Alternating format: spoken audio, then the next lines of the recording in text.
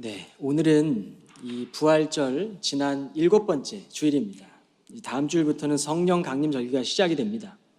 특별히 오늘도 예배의 자리로 불러주시는 주님의 은혜, 또 위로와 평안이 우리 교우들 마음 안에 가득 넘치기를 소망합니다.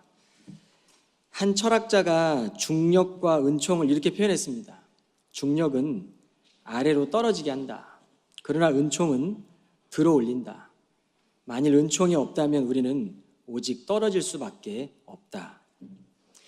세상은 이 중력의 법칙에 의해서 순응하며 살아가고 있습니다. 예를 들어 어린 아이들이 걸음마를 하면서 수천 번 넘어지면서도 다시 일어나긴 하지만 이 넘어지는 것은 중력의 법칙에 순응하는 것이겠죠. 어릴 적부터 이 어린아이들이 걷기 위해서 넘어지고 일어나기를 반복하며 스스로 일어날 힘을 키워갑니다. 그런데 장성한 어른이 되어도 물론 우리가 잘 걷지만 인생의 무거운 짐이 우리 안에 다가올 때 우리의 마음이 짓눌리죠.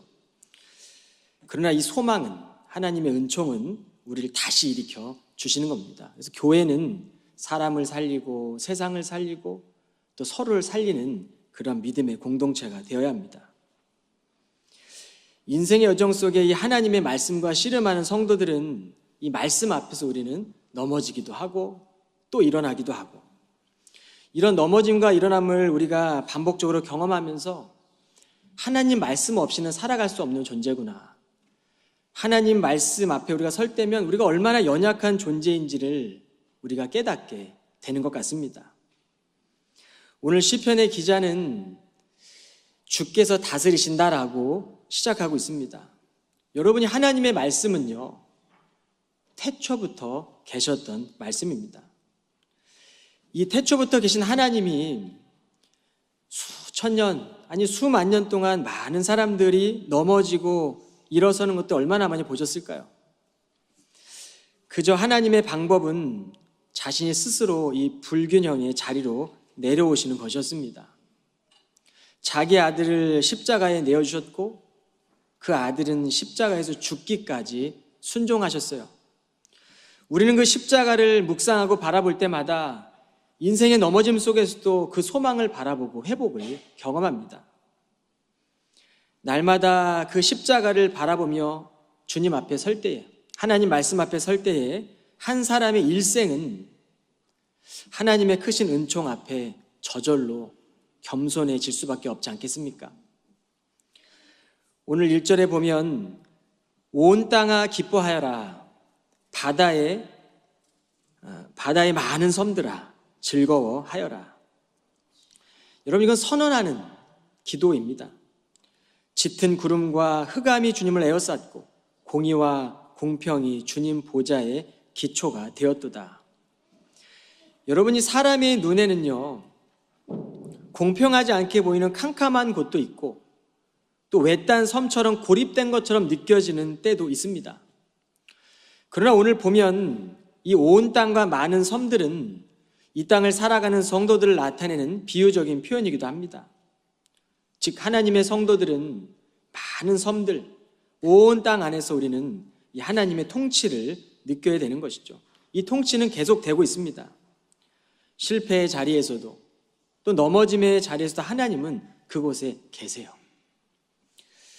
실패한 것처럼 보였던 그 자리에서 하나님의 나라는 시작이 되었고 하나님의 통치는 지금도 지속되고 있습니다. 그러므로 이 하나님의 통치는 온 땅이며 또 많은 섬들도 기뻐하고 즐거워하는 결과로 나타납니다. 이것이 예배입니다. 오늘 우리가 이 예배를 드리고 나서 삶 속에서 삶의 예배자로 살아갈 때마다 우리는 많은 섬들이 기뻐하고 또 온 땅이 즐거워하는 것, 이 인생의 우리의 결과로 나타나게 되는 것이죠. 그러나 우리가 살아가는 세상 속에 우리는 하나님이 계시지 않는 듯한 상하 앞에 설 때가 있습니다. 우리의 믿음조차 무기력해질 겁니다. 세상에서 일어나는 일들이 우리의 눈에는 때때로 부조리하게 보일 때도 많습니다. 오늘 시편의 기자도 짙은 구름과 흑암이 주님을 에워싸고 있어서 하나님은 마치 아무 일도 하지 않은 것 같고 하나님이 도대체 왜 이럴까라고 여기는 그런 탄식의 기도를 드릴 때도 있죠. 그런데 하나님은 오늘 말씀해 보니까 공의와 공평을 기초 삼아 세상을 창조하셨습니다. 오늘 이 시편의 기자는 그것을 믿음으로 본 것입니다. 예수 그리스도께서 만물을 지금도 붙들고 계시는데 그 주님께서는 다시 오실 것이라고 성경이 분명하게 약속하셨습니다. 이 한번 그림을 보시면요, 미켈란젤로가 그린 최후의 심판이라는 그림인데 이 천정의 수많은 그림 가운데 있는 그림입니다. 그런데 이 그림을 보면 이 그림 이상의 메시지가 발견돼요. 이 중앙에 서서 있는 근육질의 몸의 남자가 바로 예수 그리스도입니다. 이 그림을 그리기 전에는요, 예수님은 그저 중후한 그리스도의 모습이었어요. 그런데 미켈란젤로가 그린 이 예수는 마치 세상을 심판하는 모습으로 표현했습니다. 그 가운데 있는 근육질 옆에 보면 생명책을 들고 있는 사람도 있고 또 사람들의 아우성치는 외침을 듣고 있는 그런 사람도 묘사하고 있습니다. 여러분, 이 그림 안에는 우리 주님은 하나님의 공의와 강력한 권위를 갖고 계신 하나님의 신성도 느낄 수 있지만 우리처럼 육신의 몸을 입고 온 그런 몸을 입은 예수 그리스도의 인성도 우리가 볼 수 있게 되는 것이죠. 우리는 이 십자가에 달린 예수 그리스도를 통해 은총과 회복의 길로 인도함을 받게 됩니다. 그리고 그날에는 주님의 이 의를 따라 살아온 이들에게는 생명의 면류관을 주시는 거죠. 이것을 약속하셨습니다. 우리가 좁은 문 앞에서 그저 머뭇거리고 은총에만 기대고 있는 사람이 아니라 좁은 길로 들어서서 주님과 함께 걸어온 사람들, 그리고 걸어낸 사람들에게 주시는 약속이죠. C.S. 루이스는 순전한 기독교라는 책에서 인간의 자아가 어떻게 죄로 이어지는지를 설명하고 있습니다. 한번 보여주시겠어요? 자아라는 것을 조금이라도 갖게 되는 순간, 여러분에게는 자기 자신을 앞세울 가능성, 스스로 중심에 있고 싶어할 가능성, 사실상 하나님이 되고 싶어할 가능성이 생깁니다. 이것이 바로 사탄이 지은 죄였고 사탄이 인류에게 가르친 죄입니다. 하나님은 하나님과 상관없는 행복이나 평화를 주실 수 없습니다. 그런 것은 세상에 없기 때문입니다. 순전한 기독교란 책에 있는 일부예요. 스스로 중심에 있고자 하는 마음을 내려놓고 우리의 이 공허한 마음 안에 하나님의 진리의 말씀을 담고 우리가 신뢰하고 따라갈 때 그 하나님과 동행하면서 우리는 기쁨을 얻게 되는 거죠. 그러므로 믿음의 사람은 매일 우리는 이 성령의 불로 우리 안에 끊임없이 올라오는 자기의 의로움을 소멸시키고 누구도 알 수 없지만 마음 안에 숨겨져 있는 아집과 교만을 태워가는 과정을 우리는 신앙생활을 통해 겪게 돼요. 이 하나님의 꺼지지 않는 불은요, 마음속에 끊임없이 솟아나는 인간의 죄성을 태우고 오늘 시편의 기자의 기도에 보면 양초가 녹듯 우리의 자아를 천천히 녹여 가십니다. 이 과정에서 우리는 수없이 녹아지고 깨어지고 비로소 하나님의 크신 마음을 알게 되는 것 같습니다. 주의 이 크신 신비 앞에 우리는 더 녹아져야겠죠. 더 작아질 겁니다. 그러나 그 자리에 그리스도의 불꽃이 우리의 삶에 활활 타오르게 될 것입니다. 이 성령의 조명하심은 우리의 마음을 계속 밝혀줄 겁니다. 그리고 우리는 하나님의 이 말씀의 길을 따라 걸어가면서 때때로 우리의 상황 가운데 벌어지는 모든 일들을 다 이해할 수 없을지라도 하나님을 신뢰하고 걸으면서 우리는 하나님의 뜻을 더 깨닫게 되는 거예요. 다윗은 하나님의 마음에 합했던 선한 왕이었습니다. 근데 그도 인간이기 때문에 죄를 지었어요.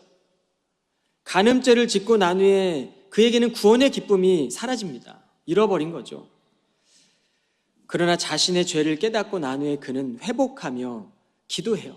그 기도의 중점은 정한 마음을 달라고, 정직한 영을 새롭게 해달라는 통회하는 기도였습니다.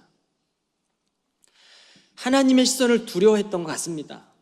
나단 선지자의 책망을 통해 하나님의 시선을 두려워하고 경외하며 그는 스스로 내가 정직한 길로 설 수 없구나, 그리고 하나님 앞에 정한 마음을 달라고 통곡하며 기도하죠. 오늘 이 시편의 기자도 11절에 보면 의로운 자들에게 빛이 비추일 것이고 마음이 정직한 사람들에게 기쁨이 넘쳐나리라라고 고백하고 있습니다. 여러분이 구절을 보면 의로운 자들과 마음의 정직함이 연결되어져요. 그리고 그 하나님의 빛이 하나님의 기쁨으로 구체화됩니다. 다윗도 죄로 무너졌다가 구원의 감격을 잃고 슬펐지만 죄책감에 시달렸지만 하나님 말씀 앞에 통회하고 기도할 때 다시 회복이 되는 것이죠. 정직하게 하나님 앞에 나아간 것입니다. 여러분 오늘 3절로 5절 말씀을 보시겠습니다. 불이 주님 앞에서 나와 사방의 적들을 모두 태워버리는구나. 주께서 일으키시는 번개가 번쩍번쩍 온 세상을 두루비치니 땅이 보고서 무서워 벌벌 떨고 산들이 주님 앞에서 온 땅을 다스리시는 주님 앞에서 양초처럼 녹아내리는구나. 여러분 하나님의 이 거룩한 임재는 지금도 동일하게 임하십니다. 그리고 우리 마음 안에 수많은 적들을 태우세요. 하나님의 말씀을 통해 우리의 이 마음 안에 있는 교만과 욕심과 죄를 녹여주는 그 불을 우리는 경험해야 합니다. 단순히 말씀을 읽고 듣는 것으로 그치는 것이 아니라 정말 이 살아계신 하나님 말씀 앞에 우리가 우리의 인생을 세워놓고 내 마음을 세워놓을 때 깊이 묵상하면 묵상할수록 우리는 그 하나님 말씀 앞에 엎드릴 수밖에 없고 내 안에 있는 수많은 죄들과도 같은 죄성은 녹아지고 교만과 욕심이 하나님의 이 성령의 불 앞에 무너져 내리는 것을 우리는 경험하게 될 겁니다. 하나님의 말씀은 그러므로 이 성도들의 삶을 새롭게 하고 존재를 변화시키는 능력입니다. 외부의 적들을 태우시기도 하겠지만 외부의 적들은 우리가 보이잖아요. 그러나 정말 우리 안에 마음의 적들은 언제 우리가 볼 수 있겠습니까? 하나님 말씀 앞에 서서 어제와 오늘과 우리의 마음이 다른 것도 우리가 살펴봐야 되지 않겠습니까? 마음은 보이지가 않습니다. 실체가 없어요. 마음에 머리가 있을까요? 마음이 가슴에 있을까요? 우리의 생각 따라 마음이 변하지 않습니까? 내 마음의 감정 따라 마음이 요동치지 않습니까? 그러므로 사람의 감정과 마음을 의지하는 것만큼 어리석은 것도 없는 것 같습니다. 오늘 우리가 예배의 자리에 나와 하나님 말씀 앞에 내 인생을 내려놓고 내 삶의 진정으로 태워져야 할 것이 무엇이고 내가 올라가려고 하는 인생의 높은 산이 무엇인지를 점검하는 것이죠. 좋은 직장만을 따라가진 않았는가? 내 인생의 목적이 재물과 안정된 삶은 아니었는가? 자녀가 내 삶의 우상이 되진 않았는가? 인정받고자 하는 욕구와 경쟁심, 내가 쌓은 지식과 믿음과 경험이 자칫 이 복음의 능력을 가리우는 인생의 높은 산이 될 수도 있을 겁니다. 이제 우리는 인생의 평화와 평안을 가로막고 있는 우리 내면의 산들을 되돌아 보아야 합니다. 더 잘하고자 했던 나의 열심, 더 많이 소유하고자 또 높아지려고 했던 마음이 하나님보다 더 높아졌다면, 하나님보다 더 소중한 우상이 되었다면 오늘 이 하나님 말씀 앞에 조금씩 내려놓으시기를 축원합니다. 믿음의 사람들이라고 해서 늘 평탄하지만 않습니다. 늘 성령의 충만함으로 감사하는 환경에만 놓이는 것도 아닙니다. 때로는 우리의 믿음이 식어질 수도 있어요. 우리의 기쁨을 잃어버릴 수도 있습니다. 평안이 아니라 두려움과 불안이 우리의 마음에 찾아올 수도 있어요. 그러나 우리를 회복하는 것은 오직 예배 가운데 우리는 하나님의 말씀을 통해 회복이 되는 것이죠. 마음 안에 숨겨진 죄된 본성은 쉽게 드러나지도 않고 우리조차도 알 수 없어요. 그러나 말씀 앞에 비추어 볼 때, 말씀 앞에 수없이 엎드려 우리에게 주어진 삶을 우리가 마주할 때 내 안에 죄로 가려진 것들이 벗겨지고 진짜 나로 살아가도록 이끌어 주시지 않겠습니까? 내가 집착하고 있는 세상의 우상들이 하나님 앞에서 녹아내리는 것을, 그리고 내가 작아지는 것을 두려워하지 마십시오. 믿음의 길은 온전히 하나님 앞에 나의 삶을 내어드릴 때 하나님께서 역사하시지 않겠습니까? 6절로 7절에 보면 하늘은 주의 의로우심을 선포하고 온 세상 사람들은 그분의 영광을 우러러 보도다. 조각된 우상을 섬기는 자들은 치욕을 당하고 헛된 우상을 자랑하는 자들은 모두 다 수치를 당하리라. 모든 신들아 주님 앞에 무릎 꿇고 엎드려 경배하여라. 여러분, 많은 피조물들 가운데 인간에게만 허락하신 놀라운 선물이 있지 않습니까? 바로 자유의지입니다. 하나님 우리를 너무나 사랑하셔서 순종할 수 있는 자유의지도 주시고 예배할 수 있는 자유의지도 허락해 주셨어요. 그러나 이 자유의지는요, 하나님을 사랑하는 능력도 갖게 하지만 동시에 하나님을 떠나 방황하는 갈림길에 서게도 합니다. 그러므로 성경은 인간의 마음이 만물보다 거짓되고 심히 부패하다고 경고하고 있어요. 끊임없이 올라온다는 겁니다, 이 죄성들이. 그러니까 자신의 마음을 믿는 사람만큼, 나는 내 마음을 믿어, 나는 결코 쓰러지지 않아 라고 하는 것만큼 하나님 앞에 볼 때 어리석은 사람은 없습니다. 사람의 마음은 그릇과도 같기 때문에 무엇을 담느냐에 따라 달라지잖아요. 그리고 사람의 마음은 바람처럼 흔들리고 어디로 왔다 어디로 갈지 모르는 것이 우리의 마음입니다. 그러므로 하나님 말씀을 끝까지 붙들고 우리의 삶을 지켜내는 것이죠. 오직 말씀을 신뢰하고 끝까지 따라가는 것입니다. 이스라엘 백성들이 금송아지 우상을 만들고 하나님처럼 섬겼습니다. 그런데 출애굽기 32장 28절에 보니까 이 일로 많은 백성들이 죽었어요. 죄에 대한 결과입니다. 북이스라엘 10지파가 금송아지를 단과 베델에다가 만들고 섬겼을 때에 열왕기상 12장 25절 33절에 보면 그 끝은 북이스라엘이 완전히 멸망했고 10지파가 사라지는 것이었습니다. 남유다도 결국 망하게 된 것은 왕국 말기의 우상 숭배가 가장 큰 원인이었습니다. 이처럼 우리의 삶에도 우리의 마음에도 보이지 않는 우상들이 숨어 있어요. 세상의 즐거움을 선택하고 일상의 무뎌짐 속에서 마음과 감정을 아무렇지 않게 우리가 우상에게 내어준다면 감추어진 마음의 우상들이 하나님보다 세상을 더 사랑하게 만들 것이고 우리의 삶의 주인이 될 것입니다. 여러분, 10절로 12절에 보면 오늘 시편의 기자는 그러므로 주를 사랑하는 자들아 너희는 악을 미워하여라. 주께서는 신실한 성도들의 영혼을 지켜주시고 모든 악인들의 소나기에서 건져주신다. 의로운 자들에게는 빛이 비추일 것이고 마음이 정직한 사람들에게 기쁨이 넘쳐나리라. 너희 의인들아 주님을 기뻐하여라. 주님의 거룩하신 이름을 기억하고 그 이름에 감사를 드려라. 여러분이 하나님의 사랑은 빛과 같지 않습니까? 그러므로 하나님의 사랑이 우리 마음 안에 들어올수록 그 빛은 우리 안에 어둠을 몰아내요. 주님의 사랑을 더 깊이 깨달으면 깨달을수록 우리 안에 있는 악을 더 미워하게 되고 우리 안에 하나님이 원치 않는 것들에 더 민감하게 반응하게 되는 것이죠. 여러분, 우리가 부활절 이 7주 동안 보내면서 부활하신 주님이 여러분에게는 어떻게 찾아오셨습니까? 우리가 매년마다 이 7주 동안의 부활절을 지키며 우리가 이 부활하신 주님의 말씀을 묵상하면 여러분에게 부활하신 주님은 어떤 말씀으로 다가오셨습니까? 주님은 40일 동안 이 땅에 머무셨어요. 그리고 마음에 절망하고 실망하고 아픔 가지고 공허한 마음으로 되돌아 살아갔던 제자들 직접 찾아가시고 회복시키셨습니다. 예수를 죽인 유대인들이 두려워서, 두려운 마음이 그 마음 안에 들어와서 문을 굳게 잠그고 두려워 떨고 있었습니다. 그들을 찾아가세요.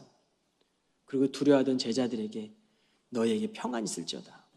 평안을 주신 겁니다. 여러분, 의심하는 도마에게는 믿음이 부족했는지 의심하는 도마에게는 예수님이 자신에게 못 박혔던 손을 보여주세요. 그리고 창에 찔렸던 옆구리를 만지라고 하십니다. 그리고 도마의 믿음을 회복시켜 주셨습니다. 예수님을 3번씩이나 부인했던 수제자였던 베드로에게는 밤새 허탕을 친 날 그물이 찢어지도록 물고기를 안겨주셨습니다. 그리고 조반을 차려놓으시고 베드로에게 3번을 다시 물으시는 거죠. 내가 나를 사랑하느냐? 그리고 그의 실패와 그의 죄책감과 그의 모든 자신을 향한 허무함과 절망을 다시 사랑으로 회복시켜 주십니다. 이것이 바로 예수님의 사랑이죠. 베드로는 또다시 그 사명의 길로 걸어갈 수 있는 힘을 얻고 제자로 살아가지 않습니까? 여러분, 성령은 우리가 죄의 사슬을 끊고 새로운 삶으로 나아가게 하는 시작입니다. 이것이 바로 하나님의 은총입니다. 이 하나님의 은총은 한 사람이 점점 더 예수 그리스도의 마음을 닮아가도록 인도해 줍니다. 믿음 붙들고 우리가 살아가면서 평안하기도 하지만 때로는 평안하지 않는 날도 맞이하게 되겠죠. 세상에는 여전히 사회적인 불평등이 있고 차별과 폭력은 여전히 존재하고 있고 경제적으로 억압받는 사람들이 있고 고통받는 소외받는 자들이 여전히 가득합니다. 그런 세상을 살아가면서 우리가 믿음으로 살려고 노력하면 어쩌면 마초는 시편의 기자처럼 많은 섬들, 그 외딴 섬에 고립된 듯한 마음이 찾아올 수도 있어요.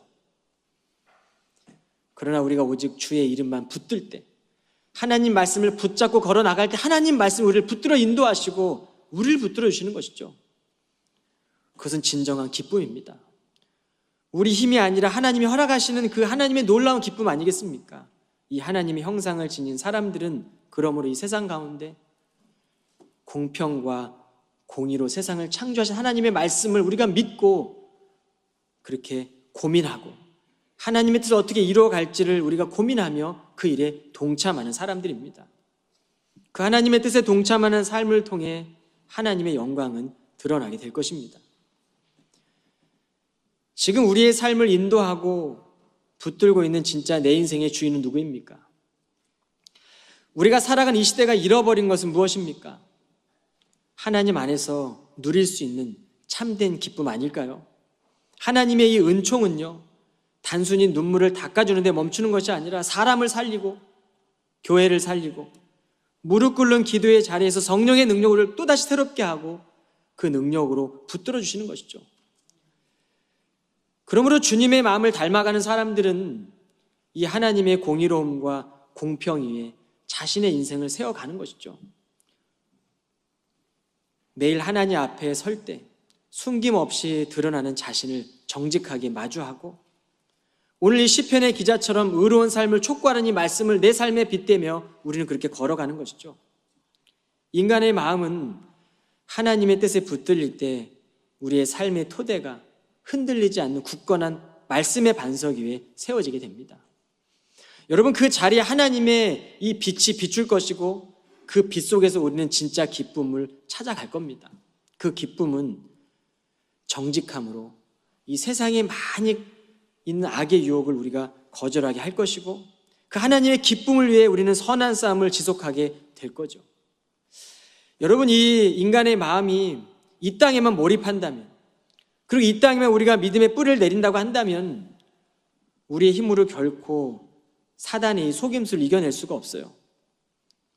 사단은 영적인 존재이기 때문에 우리보다 더 우리를 잘 알고 있을지도 모르겠습니다.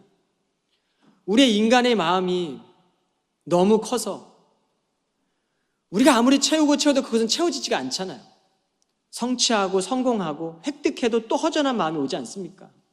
그런데 세상을 지으시고 지금도 만물을 붙들고 계시는 위대하고 창조자신 그 하나님의 크신 하나님 우리 마음에 들어올 때, 그 말씀 붙잡고 살아갈 때 여러분, 우리는 주님의 나라를 우리가 이 땅에서 우리가 경험하며 살아갈 수 있게 되는 것입니다.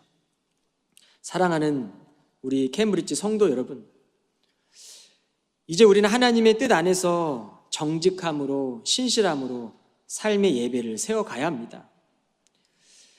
여러분, 우리의 마음과 뜻을 다해 우리가 이 예배를 드리고 우리가 또 예배자로 이 세상 속에 살아갈 때에 진정한 주의 나라가 임하는 기쁨이 주님으로부터 허락되는 것입니다.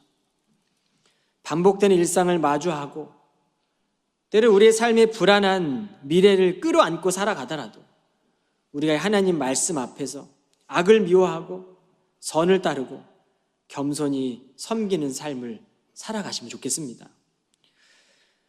너무 완벽해지려고 애쓰는 인생보다는 인생의 짐은 좀 내려놓으시고 하나님이 우리와 함께 하시기에, 그리고 하나님 우리를 한 사람 한 사람 사랑하시기에 하나님은 지금도 우리의 이 인생을 소중히 여기시기 때문에 그 믿음의 길을 걸으며 하나님의 사랑과 은총 안에서 더 깊어지고 더 가까이 함께 성장해 나가기를 간절히 축원합니다.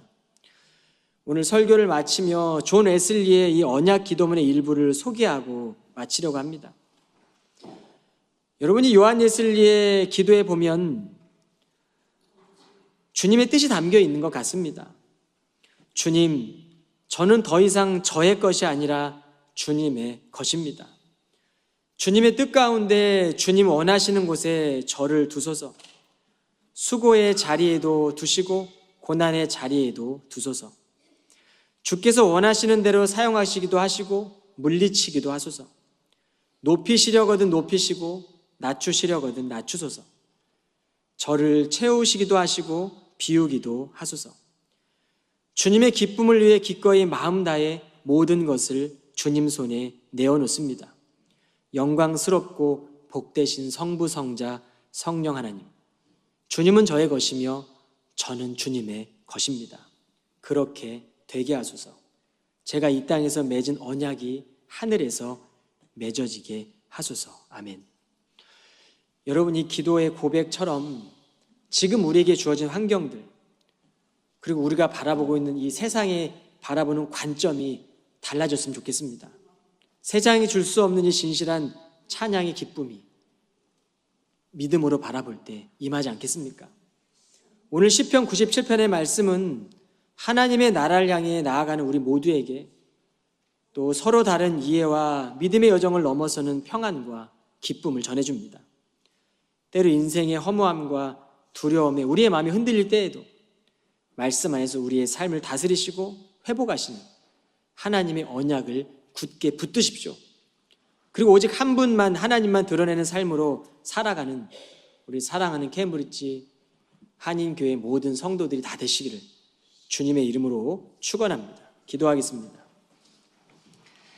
사랑의 하나님, 오늘 우리에게 주신 말씀을 마음에 깊이 새깁니다. 주님의 공의와 자비를 따라 살아가게 하시고 부활의 기쁨과 성령의 능력으로 우리의 삶을 채워주옵소서. 우리의 교만을 꺾고 정직함과 겸손함으로 주 앞에 서게 하시고 세상 속에서도 주님의 뜻을 따라가는 참된 제자가 되게 하여 주옵소서. 모든 말씀 예수 그리스도의 이름으로 기도하옵나이다. 아멘.